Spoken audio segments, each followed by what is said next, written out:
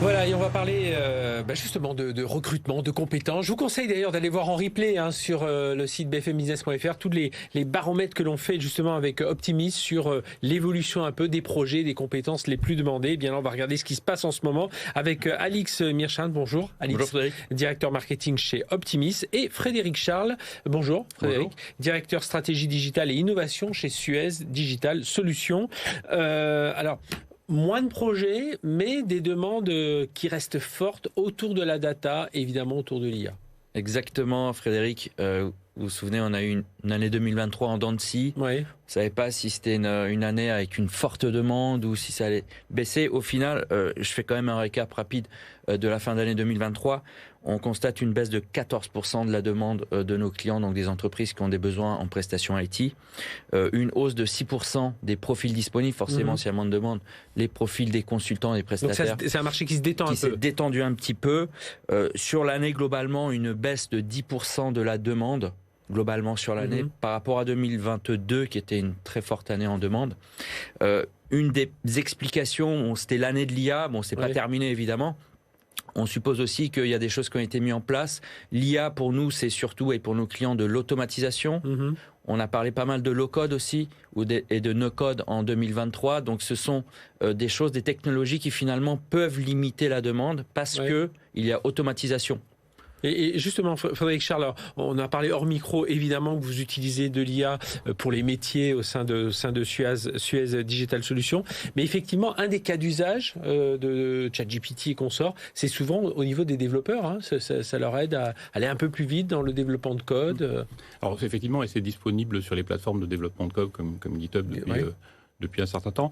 Alors l'automatisation de code, pour l'instant, elle est quand même un peu loin. En revanche, ça permet de faire des choses automatiques. De la migration, des choses comme ça. Déjà les tests aussi, à partir d'un code, de pouvoir générer des cas de tests automatiquement, de pouvoir faire des migrations effectivement d'une version à l'autre, parce que c'est pas tellement intéressant de reprendre tout ce qu'on a déjà écrit, mais il y a un changement d'environnement, on doit faire évoluer. En fait, ça permet de détecter très très vite.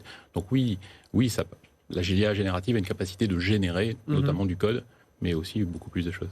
Alors quand on regarde aussi plus en détail les chiffres, donc on le rappelle, hein, Optimis, c'est cette plateforme qui met en relation des grandes entreprises, des ESN qui cherchent des développeurs, des chefs de projet dans tous les domaines. Et vous avez ces 6000... On a plus de 6000 ESN inscrites, cabinets de conseil SS2I. Et en profil, en profil au total, avec les freelances, parce qu'il y a beaucoup de freelances aussi, c'est plus de 400 000 profils d'inscrits. Donc 400 000 profils, donc et là, du coup, vous êtes au carrefour, vous voyez, évidemment, vous mettez ça, là, c'est le business, mais vous en tirez ces chiffres-là, et c'est de là où on voit un peu ces tendances-là. Et alors, quand on regarde d'un peu plus près sur les taux journaliers moyens, les spécialités qui émergent, puis même les métiers, les compétences, beaucoup autour de la data, évidemment. La data a un focus important. De janvier à décembre 2023, on constate 17% de hausse sur les prix en data. On passe d'une moyenne de 480... Sur le prix d'un ingénieur. Hein, le prix d'un ingénieur, donc ce qu'on appelle le TJ, le taux journalier. On passe d'un tarif moyen, évidemment, en toute seniorité confondue, de 490 € jour à 570, donc une hausse de 17% sur la data, ce qui est relativement important, et une augmentation de la demande. Justement sur des sujets data, parce que les entreprises collectent de plus en plus de données. Après, il y a des sujets aussi cybersécurité qui augmentent énormément. C'est 36% de hausse sur l'année, ce qui est quand même énorme, effectivement. Alors, on remarque ça, j'imagine, chez vous, Frédéric Charles, hein, vous êtes, je rappelle, patron de la stratégie digitale innovation chez Suez Digital Solutions. Cette data, pour avancer en IA et même en big data, il faut de la data de qualité, donc là, il faut des gens pour la gérer. Alors, ma fonction a un peu évolué, parce que c'est plus sur les portails collectivités et Smart City, mais effectivement, Digital Solutions, c'est la BU de Suez qui s'engage au travers de l'analyse de données à permettre aux entreprises de collectivités territoriales d'améliorer la performance environnementale et économique. Donc la data est essentielle, et l'attention qu'on voit là, elle est claire. Je pense que dans l'IA, la partie qu'on a pu discuter sur l'IA générative, il y a quelque chose ça a pris les gens par surprise. C'est-à-dire que 2023, je ne vais pas dire, mais il y en a certains qui étaient en train de déployer le métavers. Et du jour au lendemain, ça s'est arrêté les 2 premières semaines, ça s'est arrêté. Voilà. Donc il y a un réalignement, quand même des priorités des entreprises sur cette capacité à retrouver une façon de faire fonctionner des IA génératives dans des workflows avec des process humains pour générer de la documentation, pour générer tout ce qu'on fait. Et en plus, j'imagine que ce qui est compliqué. Enfin, ce qui rajoute encore à la complexité, c'est que ça va très vite. Absolument. On a la version 3.5, version 4 qui arrive, qui est encore plus puissante. Moi, j'aime bien dire que les mois sont devenus des semaines, en fait. Ah oui. Ce qu'on avait, les news qu'on avait chaque mois, en fait, c'est chaque semaine. Et donc, avoir une newsletter chaque semaine avec des grands acteurs qui font une annonce majeure dans leur stratégie, je pense qu'on avait rarement vu ça depuis longtemps. Oui, c'est pour ça qu'on parle de toutes ces révolutions. Donc, beaucoup de demandes, Alix, en data management, beaucoup de demandes en conseil, évidemment, en maîtrise d'ouvrage. Et le retour aussi, parce que souvenez-vous, on parle beaucoup de la techno Java. L'année 2023 a été aussi assez marquante sur le Java, où il y a très peu de demandes, mais il fait son grand retour fin d'année, 45% de hausse. C'est l'effet cloud, c'est un peu ? C'est l'effet cloud computing. En fait, le Java, vous savez, c'est un langage de programmation très populaire et qui revient en force sur la fin d'année. Donc, et en fait, si on compare à 2022, on est sur une demande équivalente, parce qu'en fin d'année, on a une très forte demande sur cette techno. Ça vous étonne, Frédéric, ce retour en force de Java ? Alors, non, parce que Java a toujours été là. Après, Java, il y a toujours une histoire d'amour, je t'aime moi non plus, parce qu'on ne sait plus si c'est l'open source ou pas de l'open source. Mais c'est vrai que l'effet cloud et le fait que les infrastructures deviennent du logiciel, de toute façon, remettent beaucoup de pression sur les compétences qui sont au cœur des déploiements logiciels nécessaires au cloud. Est-ce qu'on arrive, Frédéric, plus facilement aujourd'hui à ce que les gens évoluent un peu, fassent évoluer leurs compétences ? Parce qu'ils sont conscients que oui, c'est bien de connaître Java, mais on se rend compte que tout d'un coup, il y a du Python qui est arrivé, il a fallu ce Python. Ou alors, comme vous l'avez dit tout à l'heure, ça va tellement vite, il faut vraiment, quand on est ingénieur, chef de projet, se mettre dans la tête il faut changer beaucoup plus vite que ce qu'on le faisait avant. Alors moi, ce que j'observe, mais ça en retour d'expérience sur mon domaine, déjà Python, c'est presque plus pour les métiers.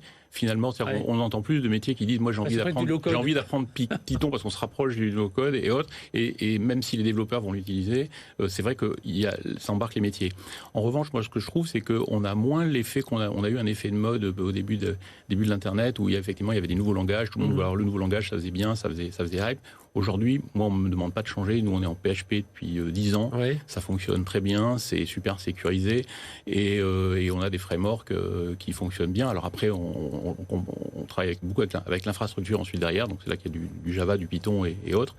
Mais moi, je ressens moins le sujet du changement de langage comme étant un sujet majeur aujourd'hui, dans la mesure où, comme on réutilise beaucoup de composants, ce qui est important, c'est que les composants soient là. Ce qui est important, c'est l'agilité des développeurs. C'est vraiment on n'a pas un langage unique dans un même code, on a des composants qui sont de toute façon... Et puis la dockerisation fait que on va isoler chacun des environnements qui vont ensuite pouvoir bosser ensemble sur un Kubernetes. Donc après, finalement, d'avoir l'homogénéité du langage, je trouve que c'est moins un sujet aujourd'hui. En revanche, la montée en compétences, je la vois plus dans les métiers. Qui apprennent du Python, quoi. Et il y a même une entreprise d'électricité qui a lancé un programme de développement Python à l'échelle de tous ces ingénieurs qui travaillent la nuit, parce que la nuit ils supervisent, mais comme ils ont un peu aussi de temps, en fait ils se forment à Python. La nuit. Tiens, ce sera une occasion d'un sujet. Tout dernier, très rapidement, Alix Mearsham d'Optimis, la fonction software engineer, qui est la fonction qui très forte hausse, 50% de hausse sur le dernier trimestre, environ 30% sur toute l'année, donc ingénieur logiciel.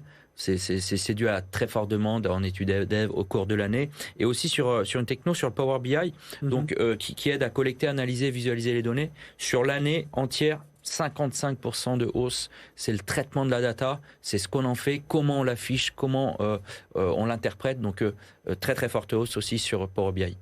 Eh bien merci à tous les deux, Alix Mearsham, directeur marketing Optimis, notre partenaire donc sur ce baromètre des compétences les plus recherchées, puis des projets, parce que on a aussi cette température prise au niveau des projets des entreprises. Et puis Frédéric Charles de Suez Digital Solutions, merci d'être venu avec nous. Puis Frédéric, on aura l'occasion, on va vous faire revenir aussi pour débriefer. Alix, on le reverra dans un mois, mais Frédéric pour faire le débrief justement sur l'IA. Allez,